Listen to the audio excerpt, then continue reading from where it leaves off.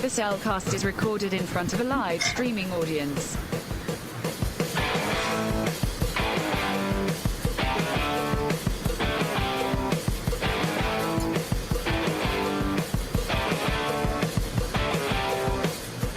Hello and welcome to another episode of the Cellcast Reactions. Joining me today is a man who does machines. Is that how that goes? For Donatello? I just picked one. Yeah. That's the one that came to mind. But you're a party dude too. Yeah, in some cases, yes. Why, thank you. Let me introduce my co-host, a man who got himself turned into a superfly and don't know how to get back. Welcome, Drew. I am pretty fly for a white guy. Very true. So yeah, we are reacting to today Teenage Mutant Ninja Turtles Mutant Mayhem. Yes. I don't know how much I am looking. Granted, I have seen a lot of Teenage Mutant Ninja Turtles, but I have no nostalgia really Yes. for any of them. Yes. I've seen the previous four, the three original movies with the Muppet suits, Yes. and I've seen TMNT, and I've seen. I guess I've seen all the movies technically, because I've seen both Bayformers films. Yeah. Bay Turtles? Bay Turtles. Which kind of means something different. So I'm not exactly sure how much looking forward to I am on this one. Yeah. Just because I really don't know what I'm in for. Yeah. Because Turtles is not something I tend to follow. Right. Really more your Yeah, agreed. So what are you looking forward to on this one? Turtles, they're gonna be like, this is one of the iconic series that I watched as a kid, and I really enjoy. It did inspire me artistically in a lot of ways. So yeah, I watched all four of the original movies that came out in theaters when they came out. Watched the classic TV show. I've watched most of all the new stuff. Even Rise, I thought Rise was very good. So this, I've also watched the Bay Turtles. What about the one that Saban did? I did watch that. It was it was bad. I knew it was. I watched it. I remember watching the episode where the Power Rangers show up. Yeah, I've seen that episode too. Yeah. The less said about Mutant. Yes, Venus. She didn't even say a word in that episode. Because they already knew. Well, really, they didn't already know. They were kind of using that as a jump-off platform. And they had her there because they had the suit created, but they knew there wasn't the time to introduce her as that one. So. Right. But I'm looking forward to Mutant Mayhem, following the news for the last year and a half. And I'm looking forward to it. I'm see what Seth Rogen does with this, what the reviews I have seen and what people have said. It's really fun. Now, if you're a diehard Turtle fan, be like, you may or may not like this. I think if you are someone who is willing to watch something and not have nostalgia goggles on and enjoy for what the story they're trying to tell, I think you would enjoy it.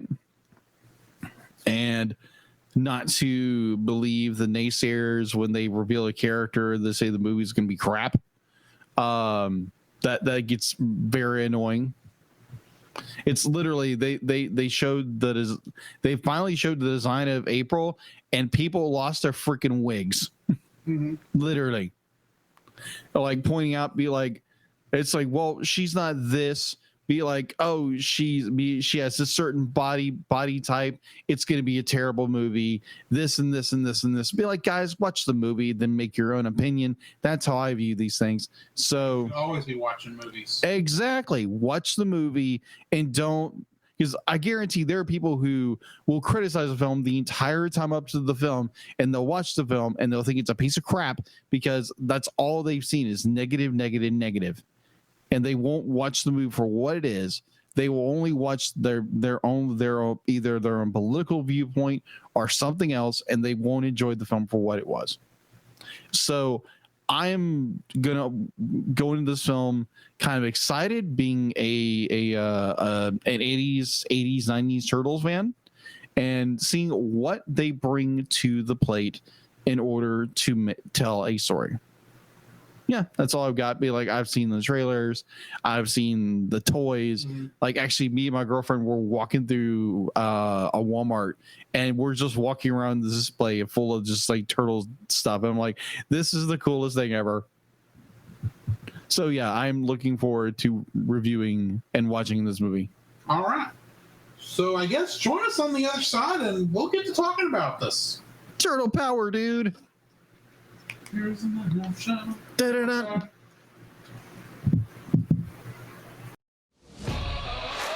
This podcast is a proud member of Culture Box. Whether you enjoy geeky reviews, comedy, or original fiction, you can open up the Culture Box and find something excellent for your soul. Point your web browser to culturebox.media. And we're back. We did have a couple people join us for this, namely your girlfriend Ashley and a good friend of ours, Chase. Yes, thank you. I think the four of us enjoyed it. Yeah, tremendously. Go ahead and give your spoiler-free thoughts. My spoiler-free thoughts. This was an amazing film that I had expectations to, being a Turtles fan. Like our friend Chase, and somewhat to my girlfriend Ashley, being Turtle fans. And I was happily surprised. We were all very happily surprised with this film, that they be like, it's geared towards the newer generation, but it's got the nostalgia factors so geared into it. It makes the older generation, kind of granted, like a lot of points where they're reflecting back on like older parts of the franchise. But story-wise, character-wise, it's done very well.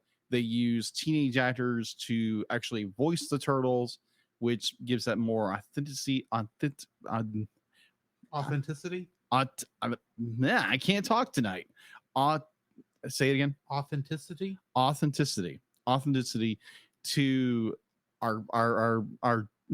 our four green friends, and it is a delight to listen to that, especially when you have a bunch of kids in the next row in front of you who are laughing and giggling at everything. It just makes the entire experience even funnier.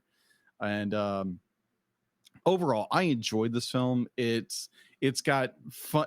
There's running jokes the entire time about being milked, and that just it's like, okay, that's kind of funny, but then by the end of the film, you're laughing every time it's brought up. Yeah. So yeah, it's definitely for a younger audience, but if you're a fan of Turtles, or you just have nostalgia for the 80s, you're going to love this. It's so much fun. And they tease up something that could be coming in the future. So yeah, that's my spoiler-free thoughts. Go watch it. It's amazing. So I have no nostalgia to speak of for Turtles, because I didn't watch it growing up. Yeah. I wasn't allowed to, believe it or not. Not because not because of the violence. I think it was mostly just because my parents didn't want to watch it. Fair. Get right down to it. Yeah. So I'm going into this having I've seen the movies. I have seen all of the movies, actually. Yeah. Because I've seen the three, the original 3 live action films. And I've seen, I said this earlier, but the two, TMNT, the Bay Turtles, and then of course now I've seen this one. So I'm going into this maybe more objectively, I think, than maybe Jacob is, though I do have some other little things. It's not a bad film. No, it's a good film. I think it's not quite as good as another 2.5D movie I saw earlier this year. Being Spider-Man Across the Spider-Verse. I kind of have to compare it, because agreed. Within 3 months of each other. It's not quite as good as that, but this felt like it was on par with that. Fair. I'll get more into my thoughts later, but the story was clever. The chain with the this is a reimagining. I'm going to go ahead and say that, because if you're going into this thinking it's going to be some other version of the Turtles, no, this is a full reimagining. Like, the characters are based on the characters we from the old series, to my knowledge, but if they could work, if they had any amount of wiggle room on what any of these characters could do, they did go with it, especially since assumptions about who certain characters are change. Are changed from what they used to be. It's not done in a bad way, don't get me wrong. It's just not it's not what you're really maybe expecting. So if I will give a fair warning to those who maybe are absolutely in love with previous iterations of the Turtles. This may not work for you. Fair. For me, for someone who only the movies are all I have to go off of, and an episode of Power Rangers, this actually worked for me. Yeah. I don't hate it. It may not be something I jump back to anytime soon, but I thought it was done very well. So, and like you said, I appreciate that the Turtles themselves are played by teenagers. Mm-hmm. So, I mean, their performance is absolutely authentic. Mm-hmm.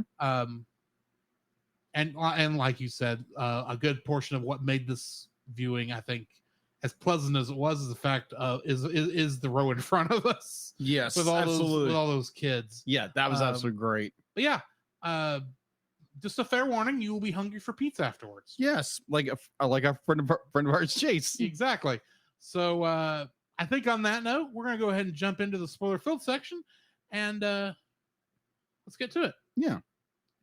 The following is a spoiler-filled reaction to the movie Teenage Mutant Ninja Turtles: Mutant Mayhem. Cowabunga! Listener discretion is advised. Hey, can we get a slice?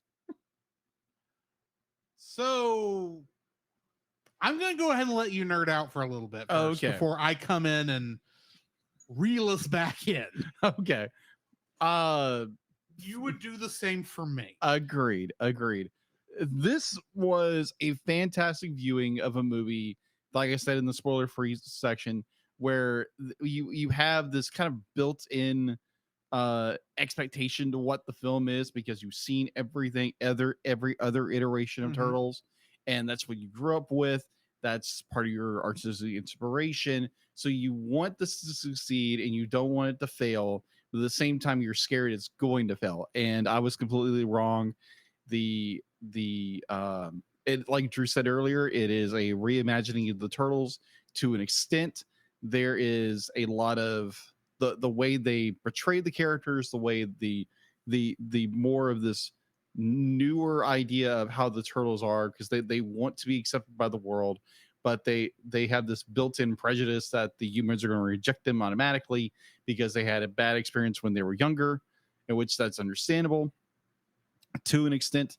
And you have this built-in prejudice towards like either humans, or because humans, all they want to do is destroy you and hate you and all that kind of stuff. And over the course of the story, especially when the Turtles meet April in the most bizarre circumstances ever. But then you have April, who is a young girl, is also a reject.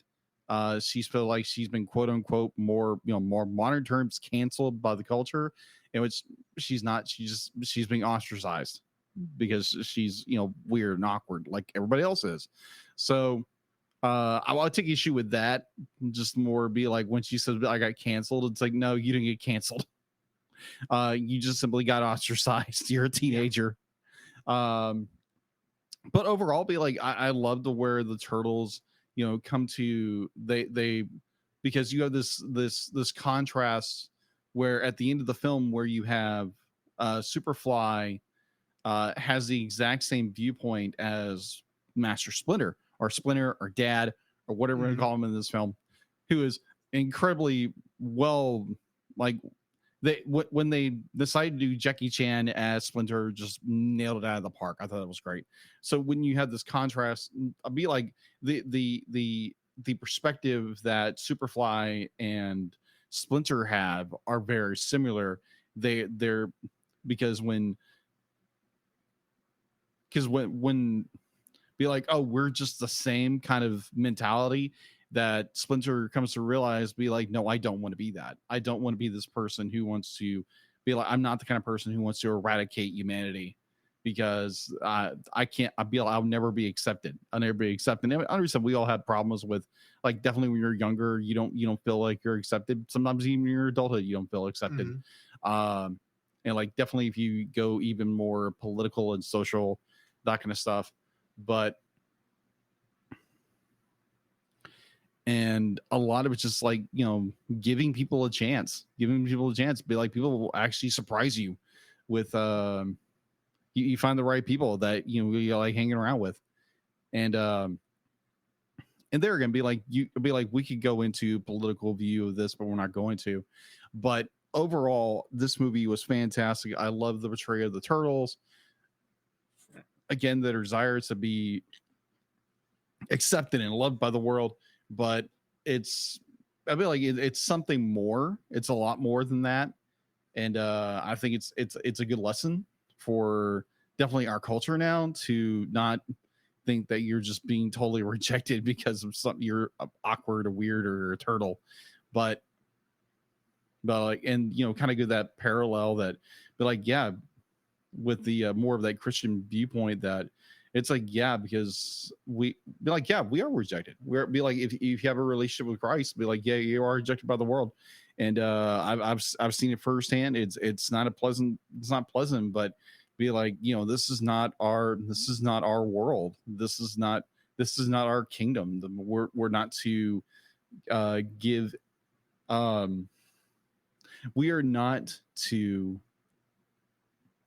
be like, we're not being conformed by the patterns of this world and be brought down by like, oh my gosh, people hate us, people don't like us.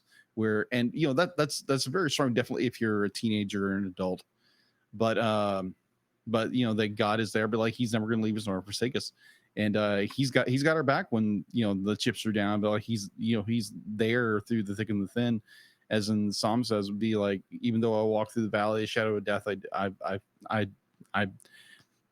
fear no evil. I fear no evil. There we go. Thank you. I heard that verse the other day, and I was like, yep.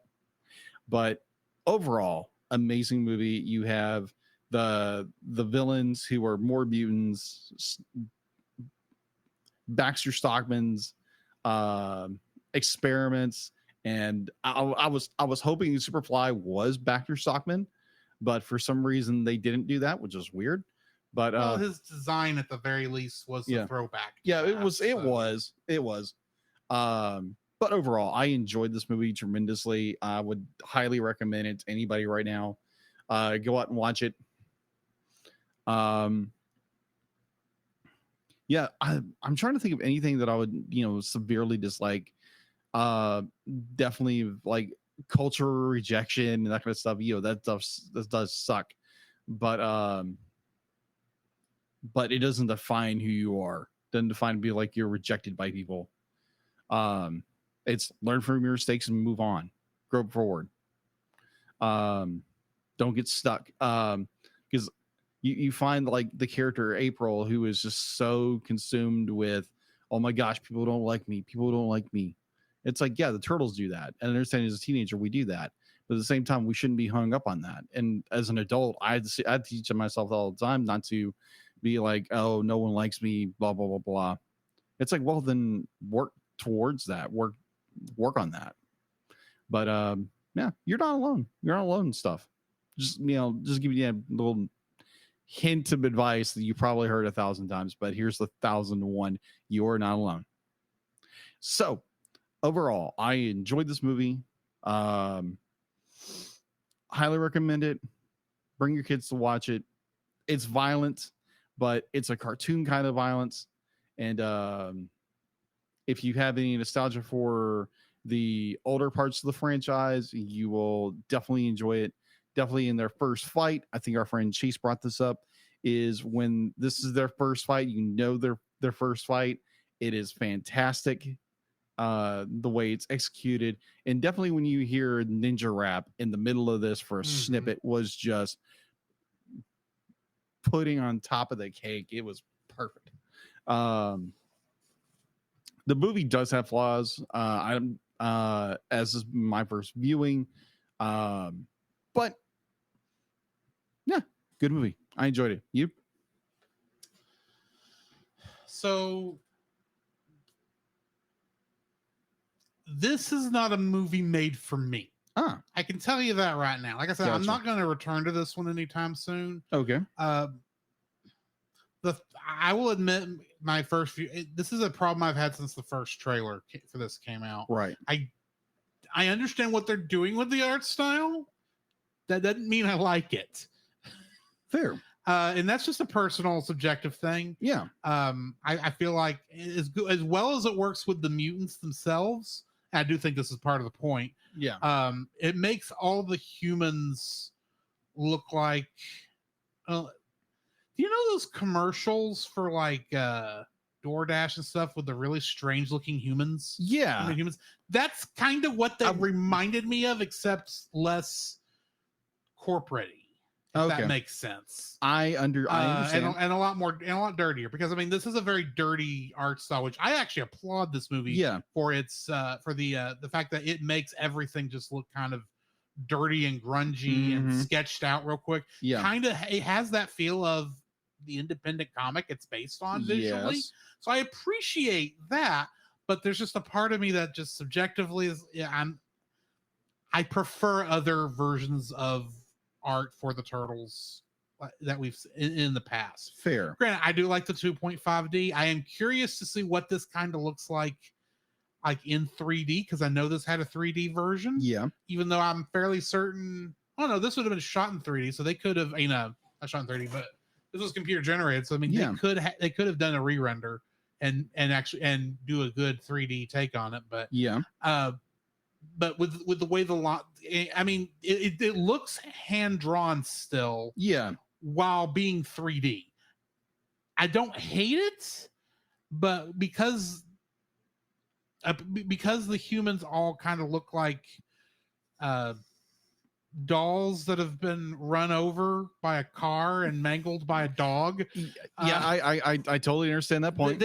It's like when they were designing the characters for this, they made all the animal characters look good. Yeah. And then decided, let's just make every human, including April, kind of look a little wacky. Now, April's a little bit better than most because from the beginning, you're supposed to see her as a friend, an ally. Yeah, an ally and a friend. So she looks a little better, but there's still moments where it's like, oh, that's not a good angle to show her from. Or even Baxter Stockman, that he looks at the very beginning, he kind of looks like he needed a second pass. It's the nicest way I can kind of put how he looked to me. Granted, I think the art style works. I would not hold this against it under normal circumstances, especially not objectively, because I understand what this is doing and I think it works. It's just personally, I am not a fan of the art style. Okay. The story in the movie, I actually appreciated that. The fact that there's only really one villain mutant in this. Yeah. Really? Which threw me, because I was like, oh, look, there's Bebop and Rocksteady and Leatherhead. The characters I actually recognize who they are. Because there's a lot of these mutants. I'm sure I'm sure there's not an original character created for this movie in here. Not really. Because I know how expansive the toy line was. Yeah. So I'm sure, they have plenty to pull from. But I don't know who any of these characters are. I recognize Bebop, Rocksteady, and Leatherhead. I should have recognized Superfly, but it didn't make the connection. Well, I think Superfly is a different. It's a different character. He's a different character, but he is based on Baxter Stockman as a fly in a way. Yeah, because I know he gets turned into a fly mutant. He does other media. I did appreciate how it did feel like they gave an origin story, and they showed the origin story from multiple angles. I like y'all. I appreciate that the first fight of the movie is actually the Turtles' first fight. So their fighting is not perfect. They get time to learn and grow as fighters and in the art of ninjutsu over the course of the film.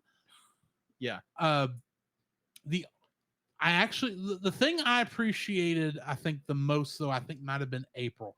Granted, I was not a big fan of April at the beginning because, no, I don't know. There's just something about the character that grated on me at the very beginning. Yeah. But as the movie went on, I mean, I loved her. I loved her sarcasm. I loved how she didn't take crap off anybody. And I was really rooting for her when she finally got on television, no longer being puke girl and trying to hold back that puke while she's doing what she can to help the turtles. Yeah. That made more sense for April O'Neil in this than I think her character makes a lot of times. Yeah. Because most times she is a damsel in distress, at least in what I remember from the old cartoon. Yeah. What little I've seen of it. Yeah. And from the other movies. I'm not saying she can't, kick butt just as much as anybody else, but even the modern takes I have watched, granted, that's a lot of that's Bay Turtles.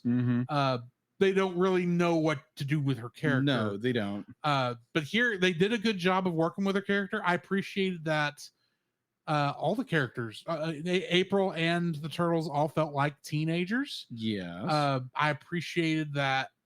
I love Jackie Chan's performance as Splinter. Of course. I recognize that's who it was about. Well, that's the thing. When he started speaking, I'm thinking, I recognize that voice, but I can't place it. And it went on. I was like, oh, wait, is that Jackie Chan? It does. It sounds kind of like Jackie Chan, but it sounds like he's actually speaking regular English and not the broken English I usually hear Jackie Chan speak. So that's the thing. Jackie Chan, he is Chinese first. English is his second language. Yes. And he kind of, in most of his movies, does kind of have a bit of that broken English cadence. Yes. The way he speaks. This actually felt like, oh, you're actually speaking like a native New Yorker with a Chinese accent. Yes. That actually works. Wow. Because there's bits and pieces like, it's Jackie Chan, it has to be, but there's parts like that doesn't. It sounds too. It sounds like an American pretending to be Jackie Chan. Yeah, which it's not. And so it's like he must have had like an acting coach or something, or vocal coach to say these lines in such a way where it actually sounded like he was from New York and not an immigrant from China, if that makes sense. Right. Because he's supposed to have grown up in New York, so he should have a fairly. I would agree. He should have more of a New York accent than a Chinese accent, and they actually does sound like it. But I appreciate his performance and his growth as a character. Maybe not his love interest at the end of this, but I still appreciate it. I appreciate how even most of the time when I've seen the Turtles, Leo is the character who doesn't seem to get to do anything fun. Doesn't seem to actually have a character other than he has to be a stronger leader. I appreciate that he actually is a three-dimensional character in this. Yeah. He's not so focused on leading his team to victory to not make mistakes. Yeah. I mean, the minute he sees April, it's like, oh, y'all are a couple. Y'all are going to be a couple in this, aren't you? And I'm sitting there going, has Leo ever in the past ever had a dating relationship with April? No. I don't know if he ever does, but it makes sense that one of them, especially teenagers, hormones and all that, it makes sense that one of them should have a crush on April. Yeah. So, yeah, I think about the only thing I feel was a missed opportunity was, despite the fact that they name dropped Attack on Titan. Yeah. The way to defeat the villain is the same way as on Attack on Titan. Right. We didn't get a Attack on Titan actual sequence of them somehow getting that thing into, and they didn't play in my mind, because they were getting ready to attack, Superfly Whale monstrosity, whatever he is. Yeah. Whatever the name of that particular version of the character is. Or what do you call him? Super Duper Fly. which is a dumb name, but whatever. I expect it's like, oh, Donnie's gonna get like shot up in the air somehow, and they're gonna fly him around super duper fly like the opening of Attack on Titan. Yes. Aren't they? And he's gonna do this big thing. It's like, so you have to play the theme song during that. And it's like, okay, they don't do that, but I actually appreciate what they did better than that. Mm-hmm. So because I think it fit better, but there was just a point in time I'm going, oh, you're leading to something that will make my little anime heart be happy, even though I don't like Attack on Titan. I've never gotten past the second episode of that show. Gotcha. But there's so many other little callbacks and references throughout that are specific, like specific enough. I'm surprised they legally could get away with it. Yeah. And I really I appreciate they were able to pull that off. Yeah. The film is fun. I can understand how if you have a preference for other turtles, this may rub you a little the wrong way. Yeah. But for someone who's pretty much turtle agnostic, for lack of a better term, okay. This was fine. This was fun. I enjoyed it. It was a good tokusatsu, animated tokusatsu film. Oh my gosh, you're not kidding. Because that's basically what this was. It was animated tokusatsu. Yeah. Down to the giant kaiju fight at the end. Yes. I'm not surprised a friend of ours from Monster Island Film Vault would be like, ooh, can we review this movie? It probably just didn't come up. Probably not. But I did like one that you kind of brought something up that kind of dawned on me when you said it.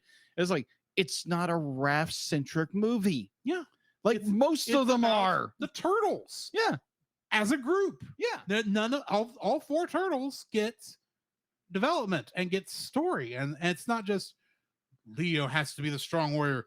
Raphael has this brooding anti-hero thing he's got to go to. Mikey's fun. Donnie likes tech stuff where you don't know what to do with them. Yeah, pretty much. Because that's what it seems like a lot of the other ones I've watched. Agreed. That's what it is. I mean, your only real problem here is you didn't bring in Casey Jones.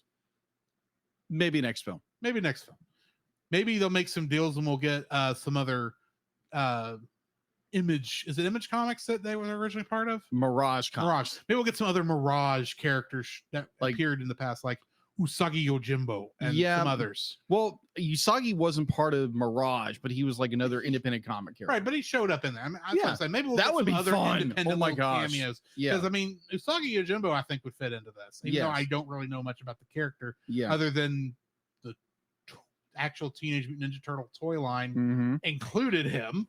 Yes. So, but yeah, I thought it was a fun movie and I enjoyed myself. It was fun. It was fun. Such a fun film that be like, yeah, go watch this. This is fun. It is entertaining. It might surprise you in some capacities, but yeah, go watch it. It is a lot of fun. Yeah.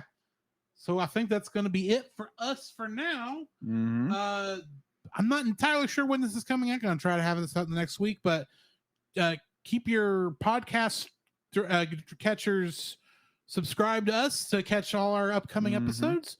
And we'll catch y'all later. In the meantime, this has been Drew. This is Jacob. And we'll catch you in the next frame. Oh, we did forget one little thing.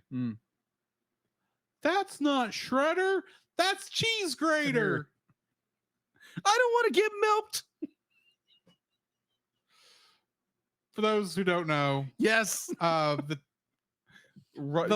kids in front of us at the very end, there is an after credits scene. Yes, and at the very end, it's teased that Shredder is the villain in the next movie. Yes, which is what TMNT did, and they never got around to doing that. But whatever. So as that scene ends, and the lights flare back to life and blind us, one of the kids in front of us says, as the scene is ending, says, "That's not Shredder, that's Cheese Grater." And I think all four of us took a minute. It took us a minute. Like, what? This was like, did he say what I think he said? Yeah. A, B, is that actually funny? And C, can we actually laugh without embarrassing ourselves? And I don't think it mattered because we just laughed anyway because it was funny. It was a funny line. So funny, yes. That is the fun part sometimes about going to a film that's where kids are watching is you can hear some funny stuff coming from them. Their commentary can be hilarious. Yes. Sometimes it's just annoying, and it can make a film better. Yeah. But anyway, yeah. We'll see y'all next time. Yeah. Thanks, guys. You can follow Jacob on his Facebook at Jacob B. Heron. His Facebook page, Jacob's Daily Art Corner, where he tries to draw each and every day. His Instagram at Jacob B. Heron. His Twitter at Jacob Heron. And his Letterboxd at Jacob Heron. You can find Drew on Facebook at Drew Dodgen. His Facebook page, Drew's Photo Bin, to see his photography. His Letterboxd page at GGeorge759. His Twitter at GGeorge759. And Instagram at Drew Dodgen. You can like us on Facebook at the Cellcast Podcast, on Twitch at the Cellcast Gaming, on YouTube at Cellcast, on Twitter at cast_cell. The Cellcast can be found at Apple Podcasts, Google Play Podcasts, Stitcher, Spotify, or anywhere else fine podcasts are downloaded from. Please rate and review us where you found us, and also on Podchaser. Email us at thecellcastpodcast@gmail.com. The Cellcast is a proud member of both the Pop Americana and Culture Box media networks. For more information, please see the link in the description. Our theme song is Drop and Roll by Silent Partner. And remember, that's Cell with a single L.